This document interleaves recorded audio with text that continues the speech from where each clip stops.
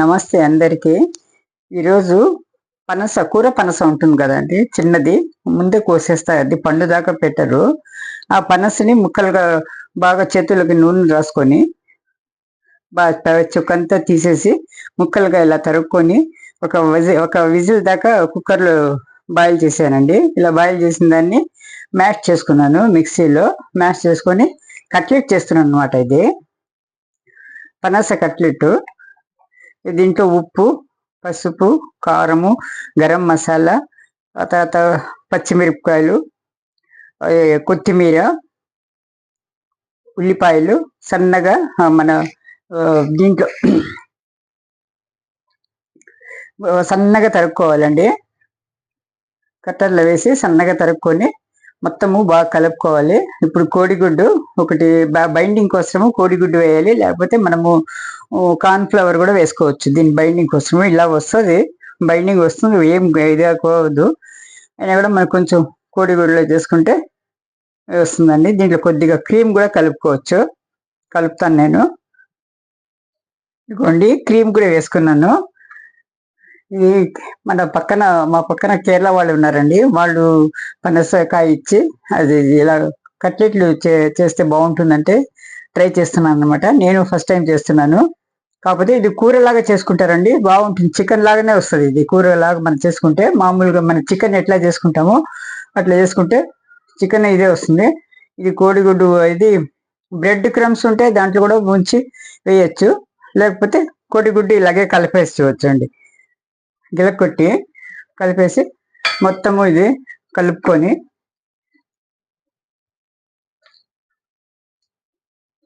Binding లేకున్నా కూడా బాగానే వస్తూ ఉందండి. కొద్దిగా క్రీమ్ కూడా కలిపాను నేను. మన కట్లెట్లు సేమ్ కట్లెట్లు ఏమేమి వేస్తామో అవన్నీ వేసుకున్నానండి ఇలాగే. నేను ఫస్ట్ టైం ట్రై చేస్తున్నాను, చూడాలి ఎలా వస్తుందో. తను చెప్పారు బాగుంటుందని. అసలు ఆంధ్రాలో అయితే పనస పొట్టు కూర, పనసతో చాలా చావాలు చేస్తారండి. అమోఘంగా పెళ్ళిళ్ళు అయితే కంపల్సరీగా ఉంటుంది ఇది పనస పొట్టు కూర. కోస్తాంధ్రాలంతా పనస పొట్టు లేనిదే అసలు బంతి భోజనాలు కాదన్నమాట, పూర్తి కాదు. తప్పకుండా చేస్తారు ఆంధ్రాలో అయితే. ఇది నేను ట్రై చేస్తున్నాను కొత్తగా. ఆయిల్ వేడైపోయింది.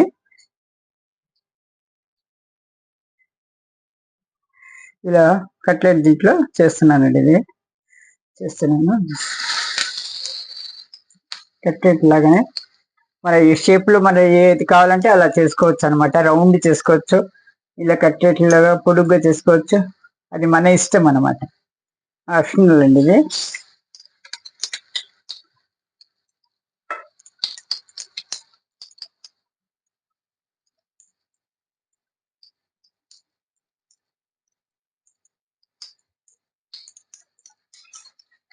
షాలో ఫ్రై కూడా చేసుకోవచ్చు చూస్తుంటే, కానీ డీప్ ఫ్రై చేస్తున్నాను కొద్దిగా.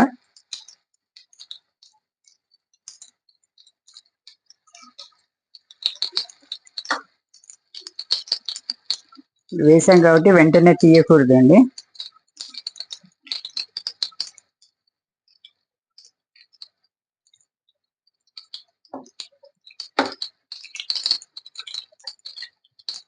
ఆంధ్ర వాళ్ళు పనసతో చాలా చేసుకుంటారండి.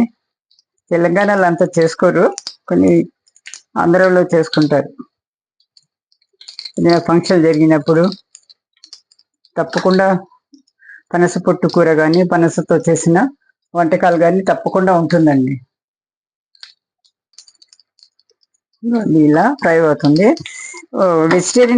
వెజిటేరియన్స్ ఎవరైనా అయితే కోడిగుడ్డు వేసుకోకండి, వేసుకోకుండా కూడా బాగానే వస్తుందండి. బైండింగ్ అవసరం ఏం లేదు. నేను చూసినాను కానీ బైండింగ్ కోసము కోడిగుడ్డు కలిపాను, కానీ వేసుకోకుండా కూడా చక్కగానే వస్తున్నాయండి, షేపులు బాగానే వస్తున్నాయి.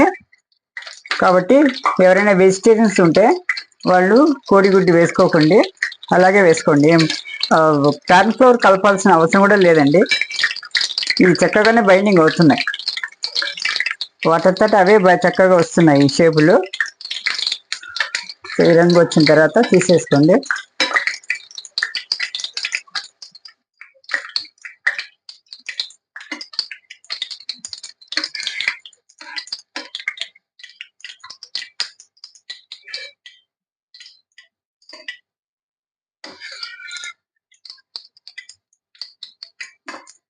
మిగతా వాయి వేసుకుంటున్నాను.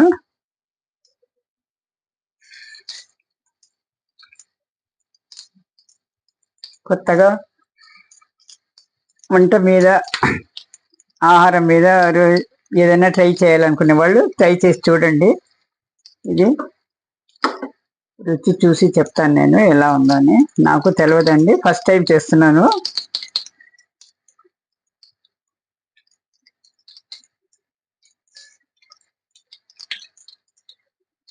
కోడిగుడ్డు వేయకపోతే ఈ నురుగు రాదండి, అది వేసిన నూనెలో వస్తుంది.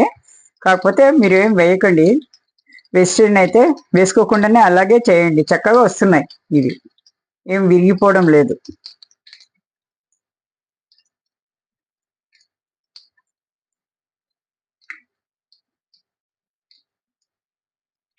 మీడియం ఫ్లేమ్లో ఉంచి చేసుకోండి. ఇలాగే బాయిల్ చేసిందే కాబట్టి వేగిపోతుంది, పచ్చిగా ఉంటుందనే అవసరం లేదండి అనుకోవాల్సింది. ఎలాగో మనం బాయిల్ చేసిందే కాబట్టి ఇది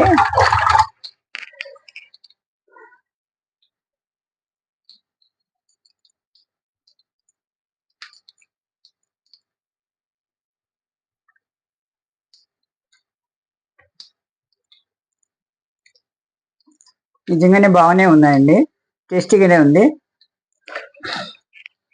ఎవరైనా ట్రై చేసేవాళ్ళే టేస్ట్ చేసి చూడండి.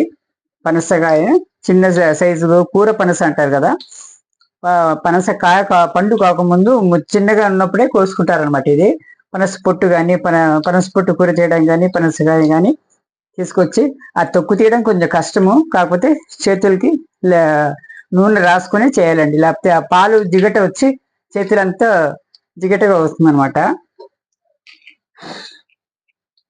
అందుకని ఈ చేతులకు నూనె రాసుకొని మనకు కొంచెం బదునైన కత్తితో కట్ చేసినామంటే మా చెక్కు వచ్చేస్తుందండి. చెక్కు వచ్చిన తర్వాత ఇలా ముక్కలుగా కట్ చేసుకోవాలన్నమాట. మన కూర వచ్చినప్పుడు మామూలుగా కూర ఎలా చేసుకుంటాము, చికెన్ ఎలా చేసుకుంటామో అలాగే చేసుకోవచ్చు. అది కూడా చేద్దామని పెట్టానండి కొద్దిగా. ఇది ఇది కట్లెట్లు ఇవి రెండు చేద్దామని పెట్టాను నేను.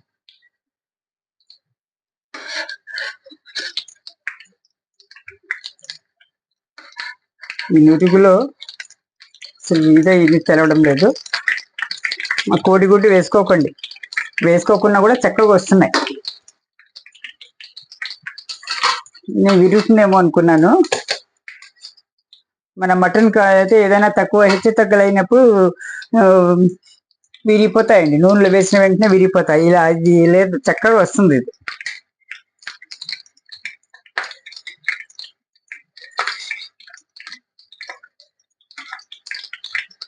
కొత్త రకంగా ట్రై చేసేవాళ్ళు ట్రై చేయండి, బాగానే ఉందండి, రుచిగా. నేను తిన్నాను ఇప్పుడు, బాగుంది, టేస్టీగానే ఉంది. నాకు కొంచెం డౌట్ వచ్చి సగం ఆపేశాను ఎలా ఉంటుందోనని, కానీ బాగుందండి.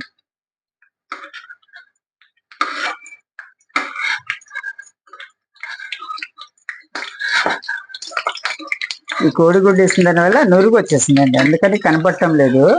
అయిపోయింది లేండి ఇది.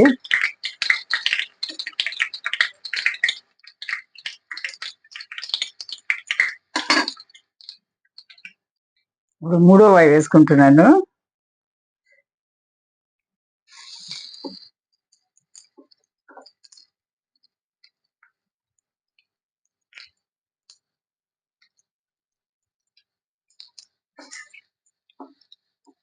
బాగుందండి, మన పార్టీలు ఏదైనా ఇచ్చినప్పుడు చిన్న పార్టీలు కానీ చేసుకోవడానికి బాగునే ఉంది.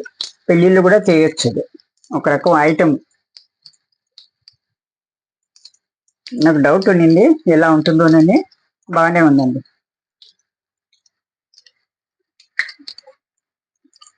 మన మటన్ కట్లెట్లు తిన్నట్టే ఉంది.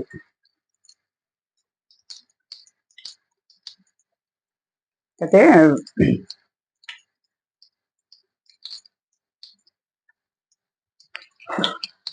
ఈసారి వేసుకున్న వాళ్ళు ఎగ్ లేకుండా చేసుకోండి. నేనైతే ఎగ్ వేసాను, వస్తుందో రాదో అని, కానీ చక్కగా వస్తుందండి.